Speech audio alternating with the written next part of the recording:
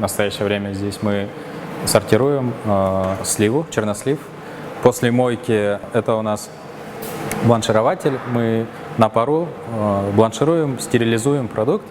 Вообще для производства наших батончиков мы закупаем преимущественно наше местное сырье. Это сушеные яблоки с Ошской области, чернослив с Джалабадской области и курагу с Баткенской области.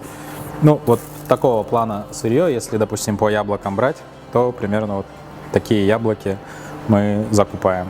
Чем лучше качество сырья поставщик нам предоставит, тем меньше на самом деле работы нам. Вообще мы начали данную деятельность в конце 2015-го, в начале 2016 года. Мы с друзьями, нас 4, основали компанию, начали производить пакетированный микс из сухофруктов и орехов. На то время у нас был арендованное оборудование, арендованный цех по батончикам, и, соответственно, мы обратились в проект конкурентное предприятие USAID и получили грантовую поддержку. Мы получили ряд оборудований. Если из больших — это сушильные камеры, микроволновая сушилка, это моечное оборудование для сухофруктов, ну и, соответственно, в принципе, весь процесс почти для производства фруктовых, ну и протеиновых батончиков.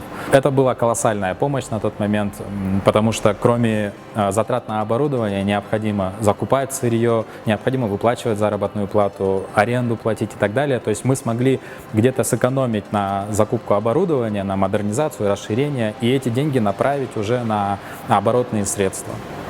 Кроме перспективы получить грантовую поддержку, это дает очень хорошую моральную поддержку.